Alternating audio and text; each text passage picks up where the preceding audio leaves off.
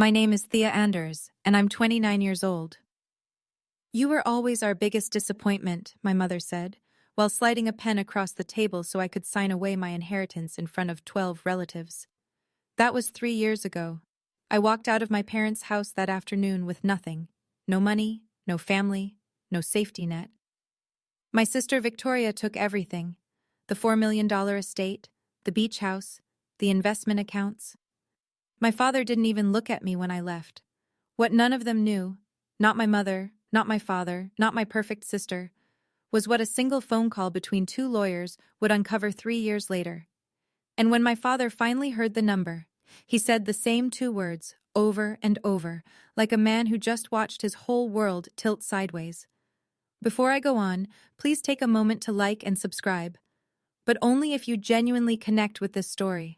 Drop your location and local time in the comments. I'd love to know where you're listening from.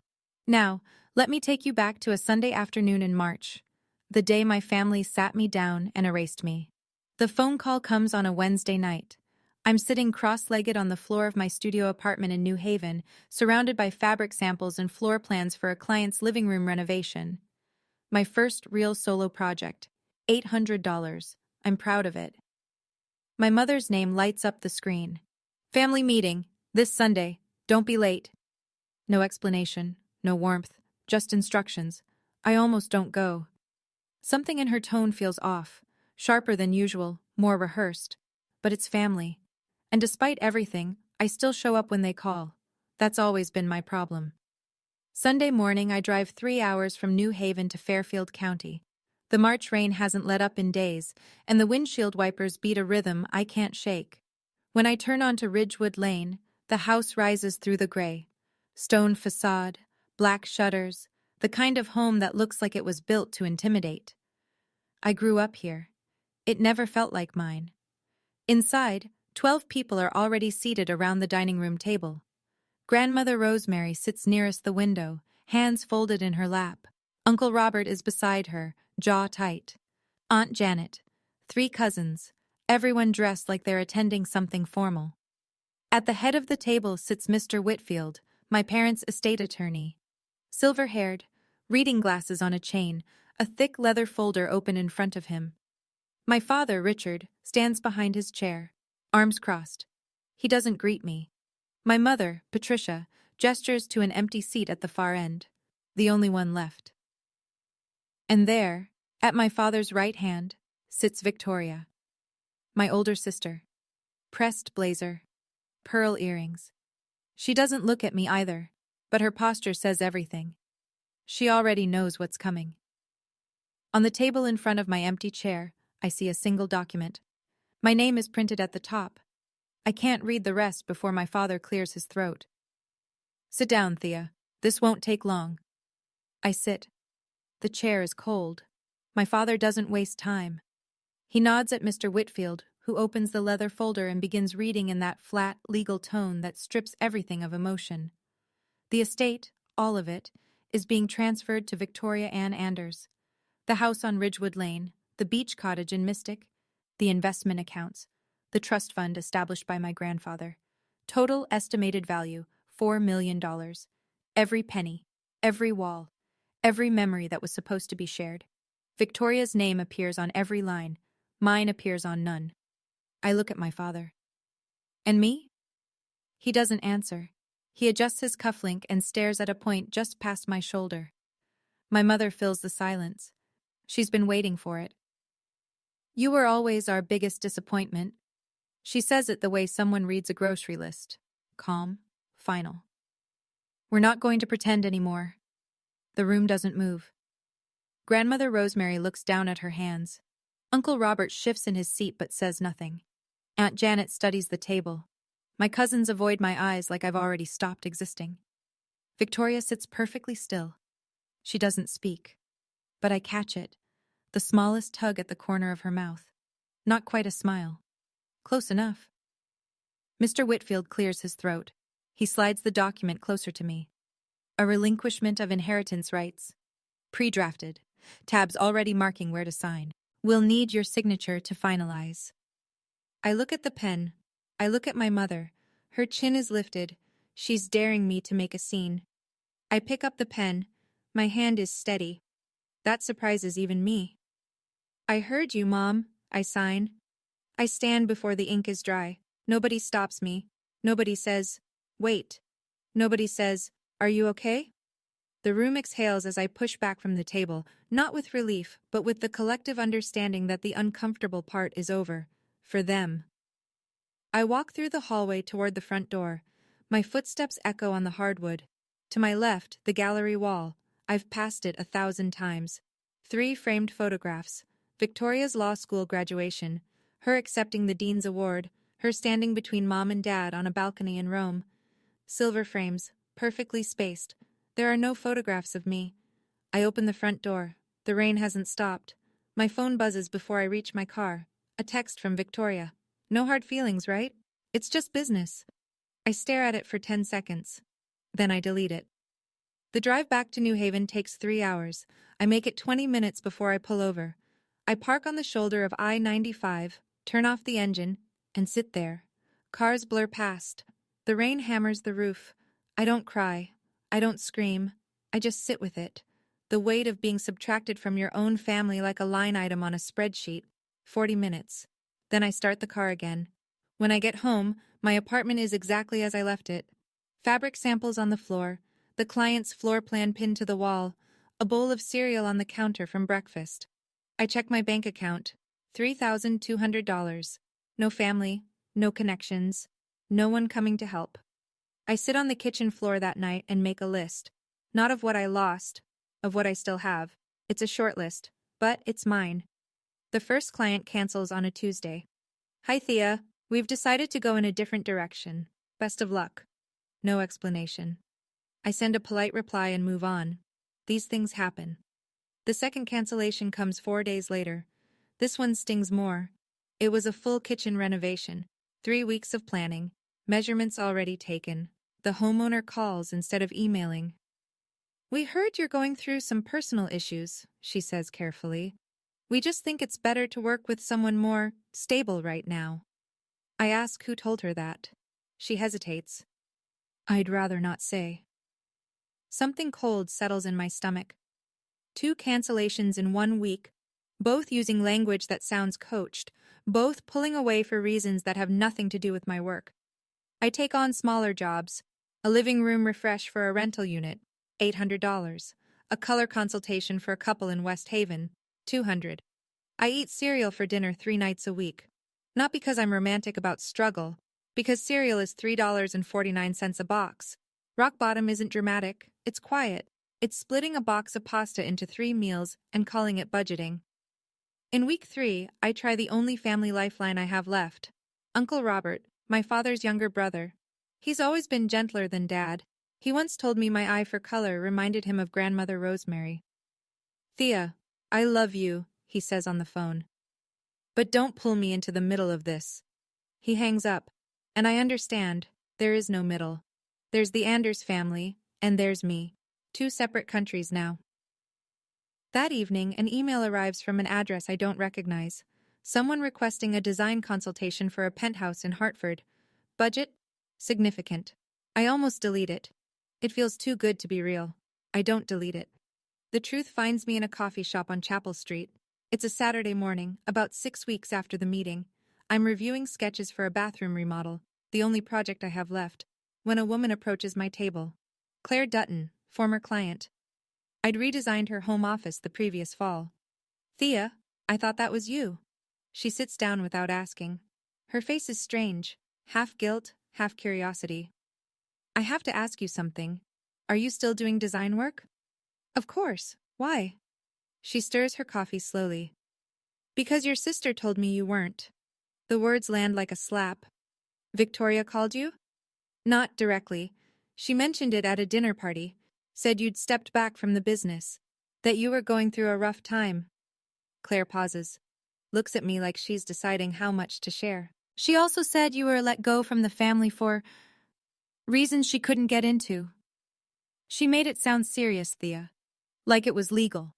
A couple of people at that dinner were in real estate. Word travels. I set down my pencil. My hands are shaking. Not from sadness this time. from something harder. Did she say what the reasons were? No. That's what made it worse. She left it open. People filled in the blanks. I understand now. The cancellations, the sudden distance. Victoria didn't just take my inheritance. She was salting the earth behind me. Quietly, socially, with plausible deniability. No fingerprints, just whispers at dinner parties. I want to call her. I want to scream. Instead, I thank Claire. I finish my coffee. And I make a decision right there, sitting in that booth with my $6.50 latte and my ruined client list. I won't confront Victoria. I won't beg my parents. I'll rebuild. Somewhere she can't reach me. 3 months after the meeting, I break my own rule and call my mother. Not to beg, not to cry. I need one answer. She picks up on the third ring. Thea. Not a question, not a greeting, just an acknowledgement that I still exist. Did you plan it, Mom? Silence. The meeting, the 12 people, Mr. Whitfield, all of it. Was it planned? We did what was best for the family. For the family? Or for Victoria? Victoria never gave us a reason to worry. I never gave you one either. Longer silence this time. I hear her breathing. I hear the kitchen faucet dripping, the one Dad's been meaning to fix for 7 years. Strange, the details you remember when your mother is deciding whether to be honest with you. Thea.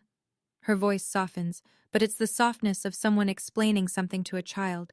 If you'd listened to us from the beginning, gone to law school, or at least gotten a real job, none of this would have happened.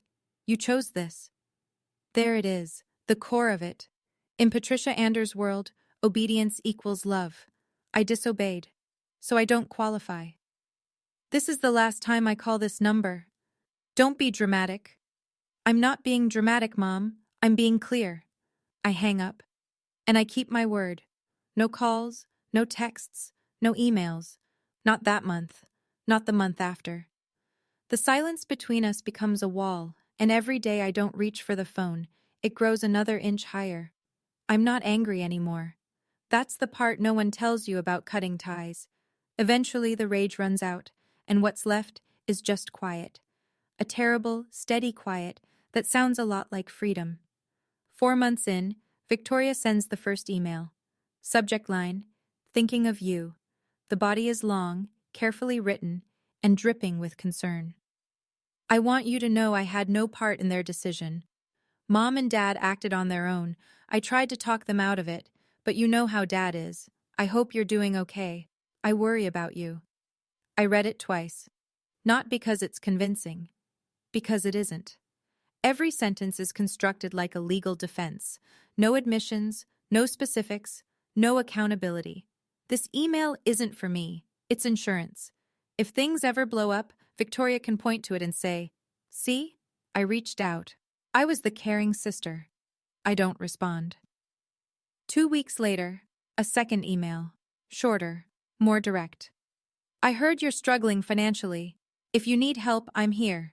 You don't have to do this alone. Just ask. Just ask. The 2 most loaded words in the English language when they come from someone who's standing on your neck. I read this one once. Then I close the laptop. But something makes me stop. A small instinct. The kind that lives in the back of your brain where survival decisions are made. I open the laptop again. I create a new folder in my inbox. I label it simply V. I drag both emails into it. I don't know what I'll do with them. I don't even know if they matter. But my gut tells me to keep a record. Victoria is meticulous. She plans 3 moves ahead. If she's sending emails this polished, she's building a narrative. And I should be keeping one too. Victoria's kindness always came with a receipt. I just never thought to check the fine print before. The Hartford penthouse changes everything. The mystery email from week 3 turns out to belong to a woman named Margaret Calloway, 62 years old, self-made, owns commercial properties across Connecticut and North Carolina. Sharp eyes, silver rings on 3 fingers, the kind of handshake that tells you she's been underestimated her whole life and has enjoyed proving people wrong every single time. We meet at the penthouse, 18th floor, overlooking Bushnell Park. The space is a disaster. Previous tenant gutted the kitchen and left, walls stripped to drywall, exposed pipes. Most designers would see a problem. I see a cathedral. Margaret watches me walk the rooms for 40 minutes. I don't pitch. I don't sell. I just move through the space, touching surfaces, measuring light angles with my hand, crouching to check sightlines. When I'm done, she's standing in the doorway with her arms crossed and the faintest smile. You see space differently than anyone I've met. The project takes 5 months.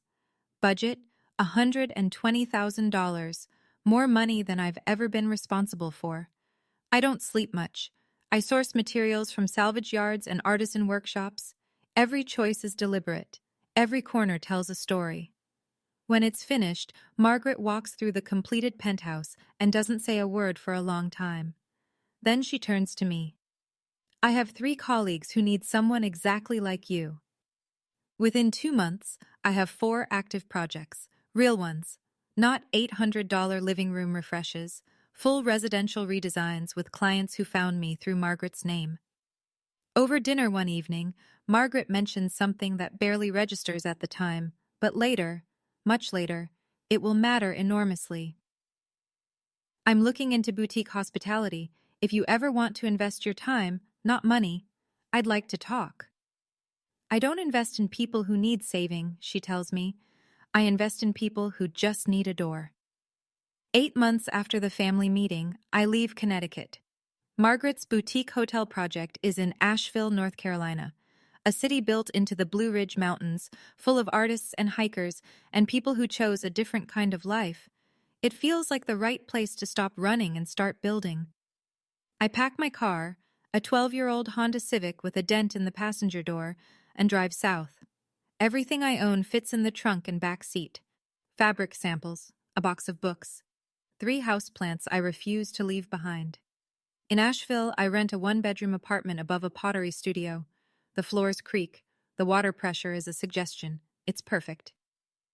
I file the paperwork for an LLC. I choose the name carefully. Alder Interiors. No Anders anywhere. A clean start needs a clean name.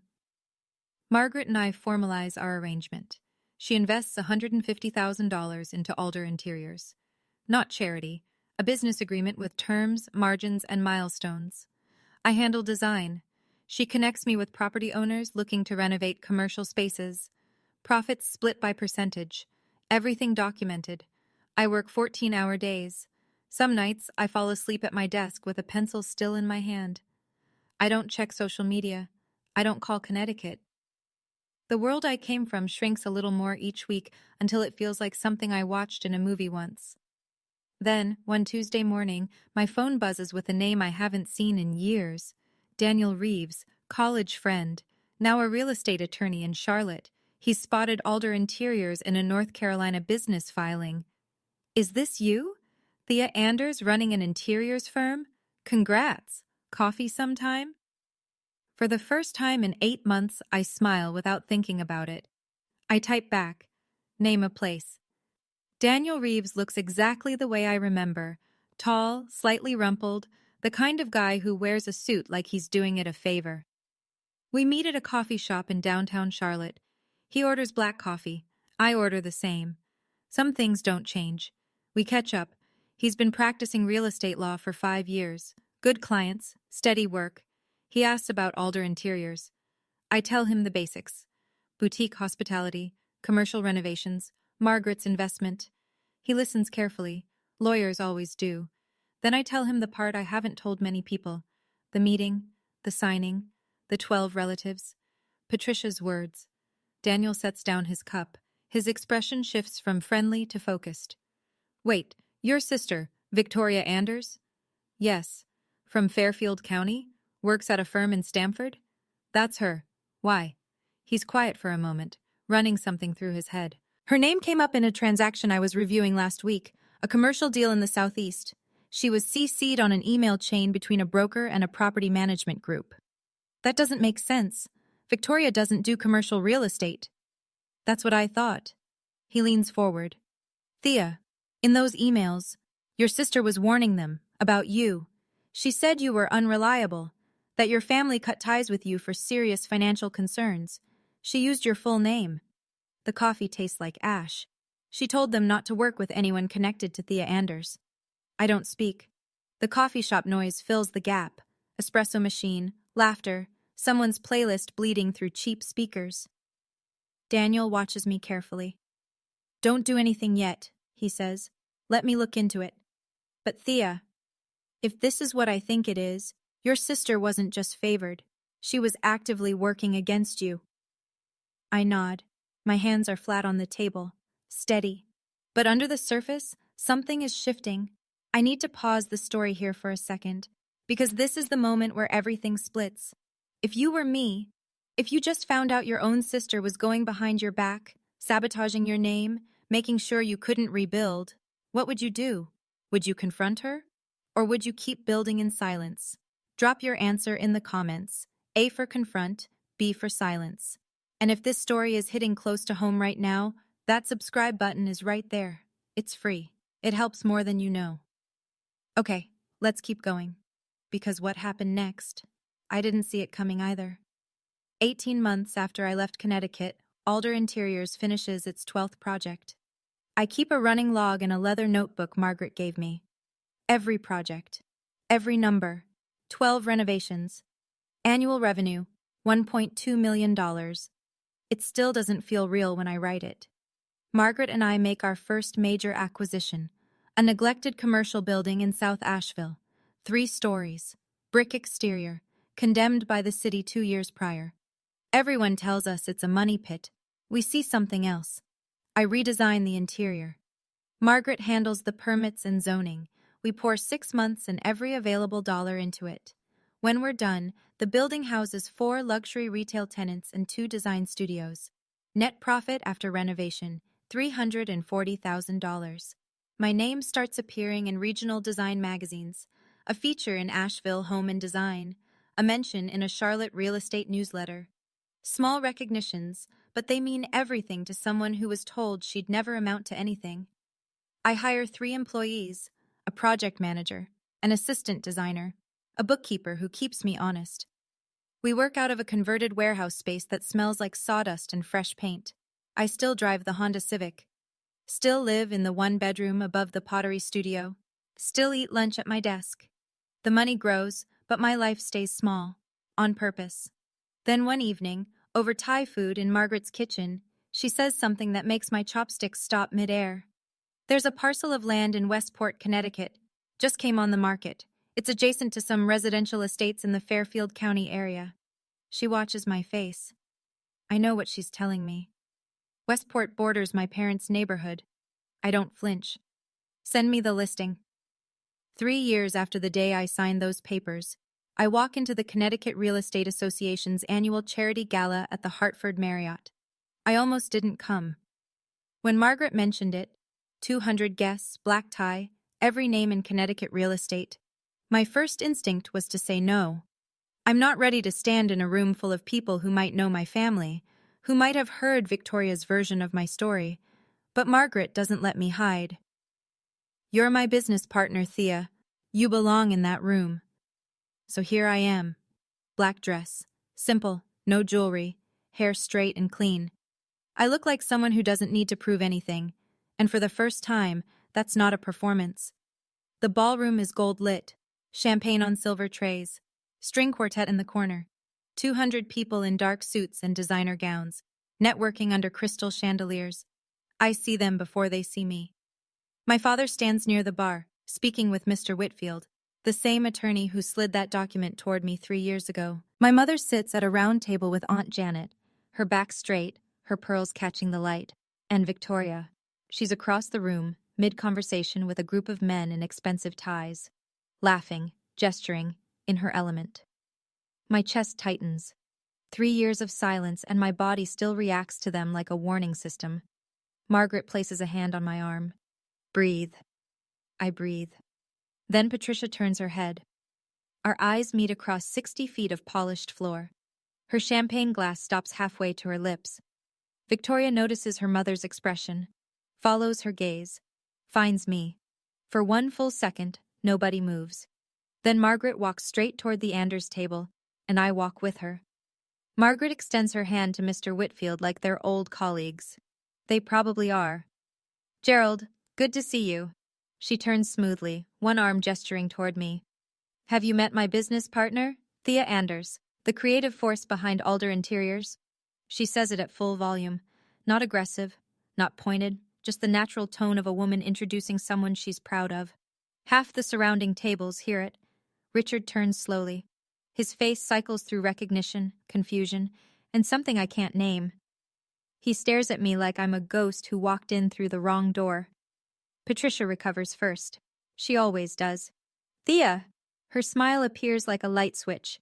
Instant, practiced, camera ready. What a surprise! We've been so worried about you. She reaches for my hand. I let her take it. One squeeze. Then I pull back. I appreciate that, Mom. I've been well. Victoria appears at the table's edge. She's watching me the way a chess player watches an unexpected move. We heard you were doing some decorating work? She tilts her head, a small, patronizing smile. That's sweet. The word sweet lands exactly as she intends it. Dismissive, minimizing. But Margaret heard it. She turns to Victoria with the calm authority of a woman who has eaten people like this for breakfast for 40 years. Decorating? Alder Interiors manages a $6 million commercial portfolio. I'd hardly call that decorating. The table goes silent. A man seated beside Mr. Whitfield lowers his scotch. Two women behind us stop their conversation. Victoria's smile doesn't disappear. It freezes. A colleague of Victoria's, a real estate lawyer I don't recognize, leans over. Alder Interiors? She owns that? We just contracted them for our Stamford project. Victoria's face goes white. I stand perfectly still. I didn't come here to prove anything. I came because I was invited. And right now, that's enough. 1 week after the gala, the phone call happens. I'm not there for it. Daniel tells me afterward, sitting across from me at his office in Charlotte, a legal pad covered in notes between us. Here's what happened. The Westport property, the parcel Margaret and I are purchasing, sits adjacent to the Anders family estate. Standard procedure requires a boundary survey and title verification. Daniel, as my attorney, reaches out to the attorney of record for the neighboring property. That attorney is Gerald Whitfield. Daniel makes the call. Professional, routine. He identifies the purchasing entity. Alder Interiors, LLC. Owner and principal, Thea Anders. Silence on the line. Not a polite pause. A long, airless nothing. Thea Anders? Whitfield's voice changes register. The same Thea Anders from the inheritance file? That's correct. Another silence. Daniel says he can hear Whitfield shifting papers on his desk. I'll need to verify financials on the buyer's side for the boundary agreement. Standard compliance. Of course, Daniel says. I'll send a summary. Alder Interiors' total portfolio valuation, including real property and business assets. Approximately $9.4 million. Daniel tells me the silence lasted 15 seconds. 15 seconds. He knows, because he counted. Then Whitfield said, very quietly, I'll need to contact my client. That was it. No commentary, no questions, just the sound of a man recalibrating everything he thought he knew about a family he's served for 20 years. Daniel sets down his pen and looks at me across the table. He didn't say a word for about 15 seconds, Thea. That's a long time for a lawyer. I nod. My hands are in my lap. My pulse is steady. But somewhere deep inside my chest, behind the calm and the professionalism and the 3 years of silence, something exhales. Gerald Whitfield calls Richard Anders that same afternoon. I learn the details later, through Daniel, through documents, through the version that eventually filters back to me whether I want it or not. But here's what happened in the study of the Ridgewood Lane house, behind a closed mahogany door, on an ordinary Tuesday. Whitfield lays it out simply. A property transaction, adjacent parcel, buyer, Alder Interiors, owned and operated by Thea Anders. Net valuation of combined assets, approximately $9.4 million. Richard says nothing for a long time. Then, that's impossible. Whitfield repeats the number, confirms the documentation, notes that no Anders family funds appear anywhere in the company's capital structure. She built that? Alone? According to every filing I've reviewed, yes. That's impossible. Richard says it again, softer this time, like the word is the only thing he can hold on to. That's Impossible. Patricia is in the room. She's been listening on speaker from the armchair by the window. Her face hasn't moved, but her hand grips the linen napkin on the side table so tightly her knuckles have gone white. In the living room, Victoria is on the phone with a friend. Her voice carries through the wall. Tight, urgent. What do you know about Alder Interiors, the company in North Carolina? Have you heard of it? Richard sets the phone down. He stares at the wall where 3 photographs of Victoria hang in silver frames. Then he looks at the bare space beside them, where a photograph of Thea has never been. I want to call her. Whitfield's reply is gentle but firm. Through attorneys, Richard. She has counsel now. This goes through proper channels. Richard nods slowly, and in that nod something breaks that won't go back together. His daughter has a lawyer, because of him. The emails surface that same week, and they change everything. Daniel is completing due diligence for the Westport purchase. Title searches, lien checks, transaction history for the surrounding parcels. Routine, boring. The kind of paperwork that makes law school graduates question their life choices. But buried in a chain of correspondence between a regional brokerage and a property management firm, Daniel finds something that is not routine at all. An email from Victoria Anders, sent 14 months earlier, addressed to a commercial broker named Paul Erickson. The subject line, heads up, confidential. The content, Victoria expressing concern about a woman named Thea Anders who may approach firms in the Southeast market. She describes me as financially irresponsible. Claims I was removed from the family due to serious trust issues. Advises Erickson to exercise caution with anyone associated with that name. There are 3 more emails in the chain. Different recipients, same language, same careful, devastating phrasing. Victoria never says anything overtly false. She implies. She suggests. She lets the reader fill in the worst version of the story.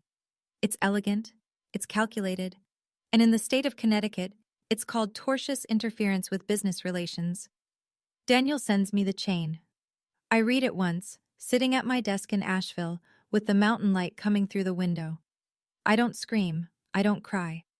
I close the laptop and sit with it for a full hour. Then I open it again and call Daniel. Are these enough?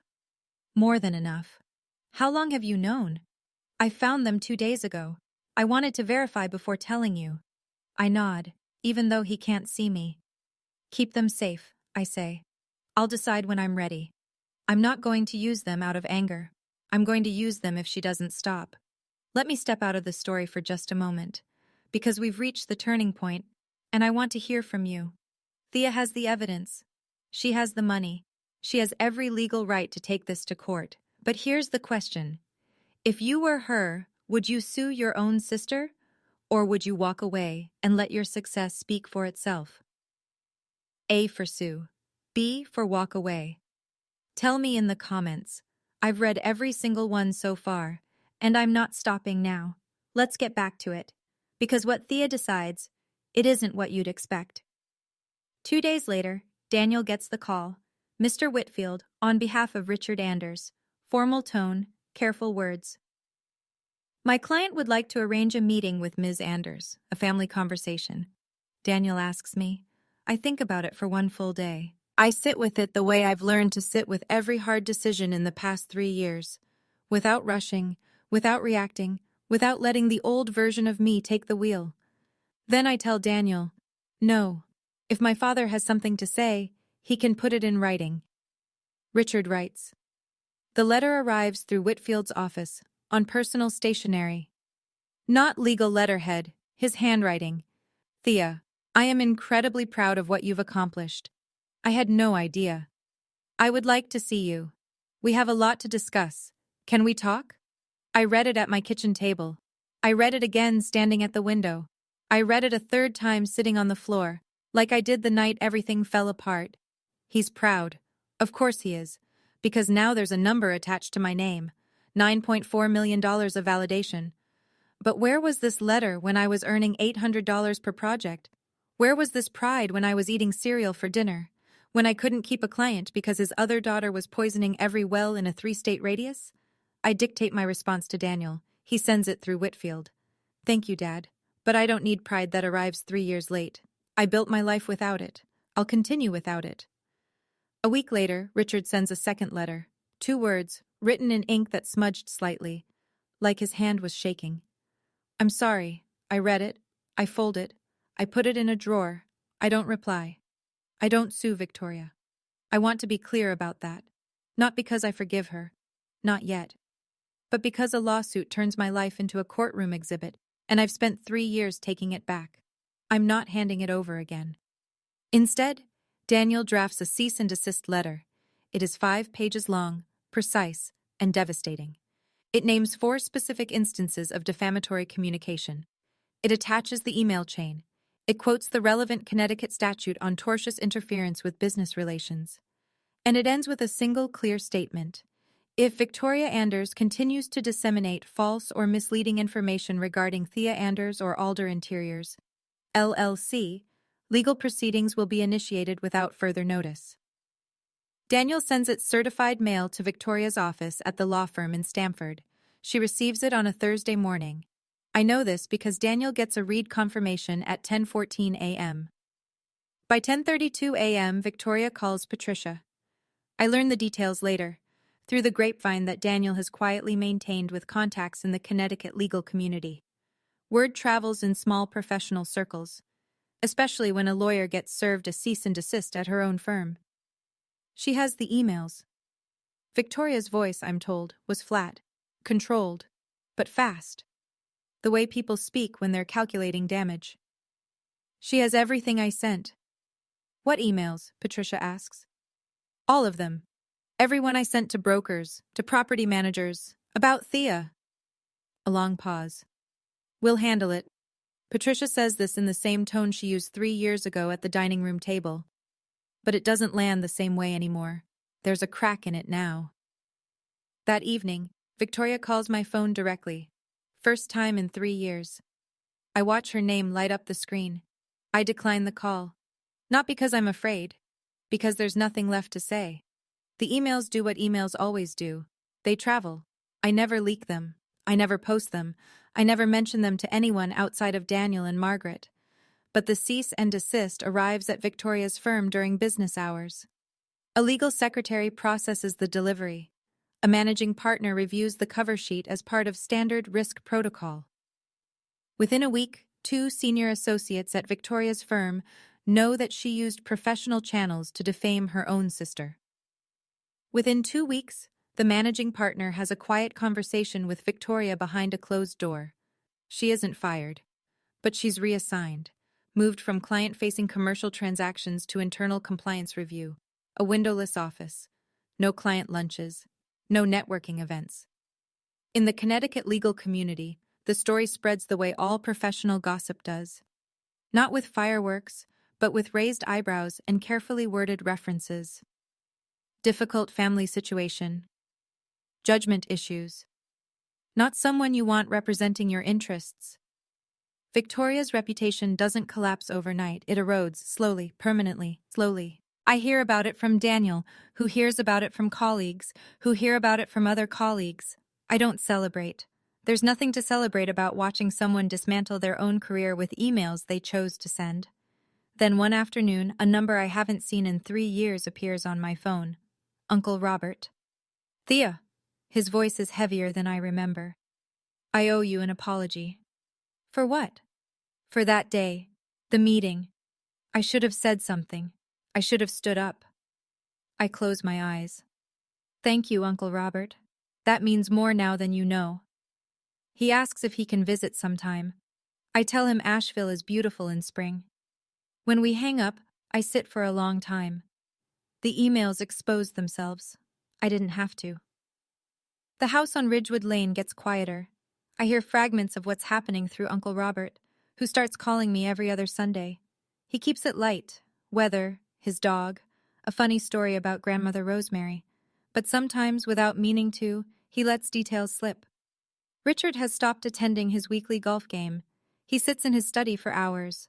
The bookshelves are lined with law journals he'll never open again. And somewhere on his desk, Robert saw it once, is a printout, a magazine article about Alder Interiors. My photograph is in the corner. Richard has read it so many times the paper is soft at the creases. Patricia holds the line. In public, she tells friends the same story she's been telling for 3 years. Thea was always the difficult one. Now that she has money, everyone wants to rewrite history. She says this at brunch, at book club, at the farmer's market on Saturday mornings.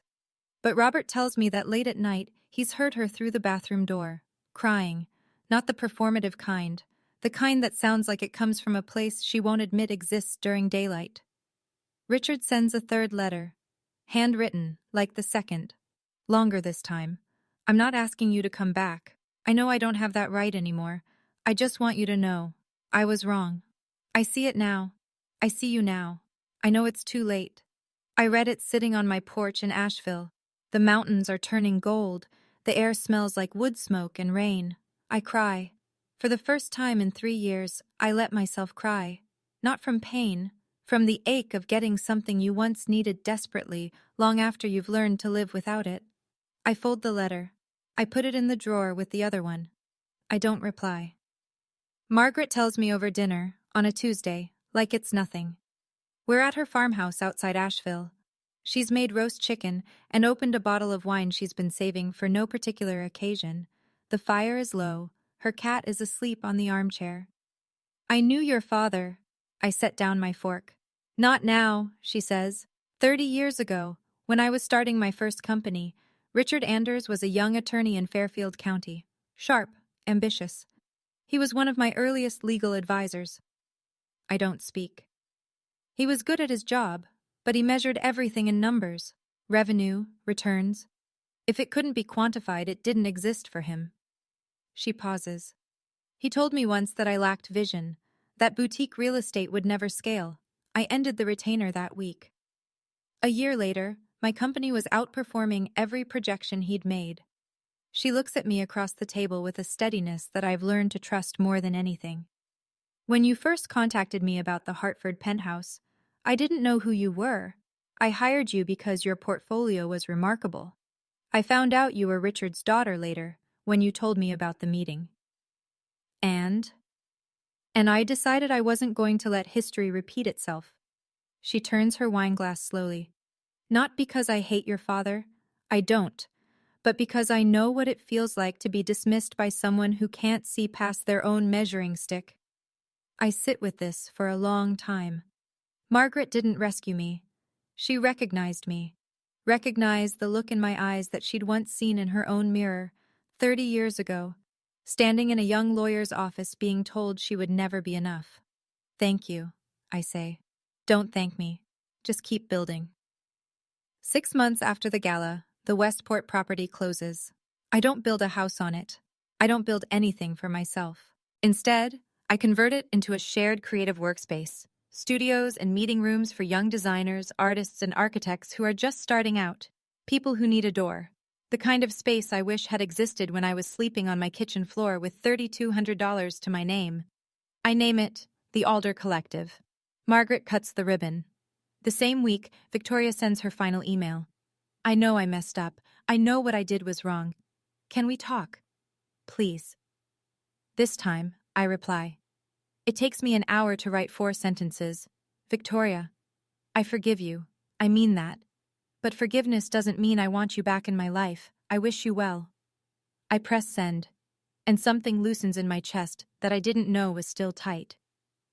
2 days later, my phone rings. Patricia. I almost don't answer. But something tells me this conversation needs to happen. Not for her, but for me. One last time. You proved your point, she says. Now come home. I stand at the window of my apartment. The mountains are blue and endless. The pottery studio below is playing something soft on the radio. Mom, I didn't prove a point. I built a life, and this is my home now. Thea, I love you, but I can't go back to being someone you only value when the numbers are right. She's quiet. I hear her breathing, and I wonder if she's crying again, or if she's angry, or if she's simply sitting in the silence of a house that's too big for 2 people who pushed away the wrong daughter. I hang up. Gently. Home isn't a house your parents own. It's the one you chose for yourself. So that's my story. I don't tell it so you'll hate my family. They're people. Flawed, stubborn, sometimes cruel. But people.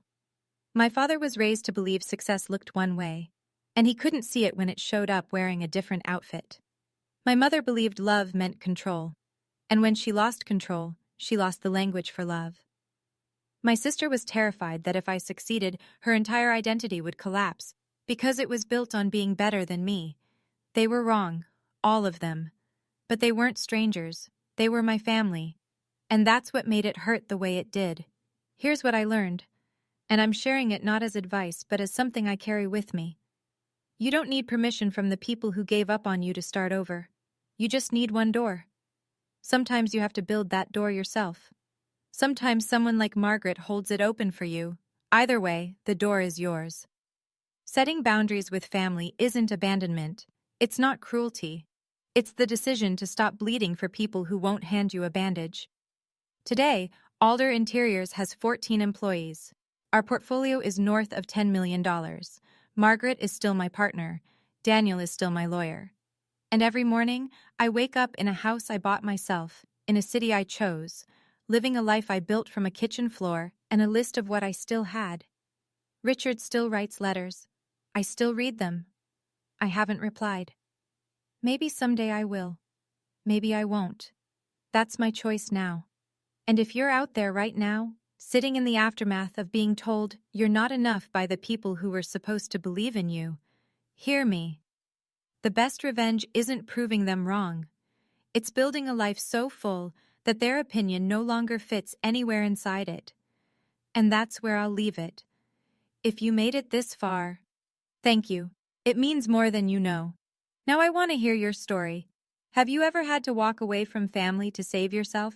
Or are you still deciding? Tell me in the comments. I read every single one. And if you want more stories like this, check the description. There's another one waiting for you right there. I'll see you in the next one.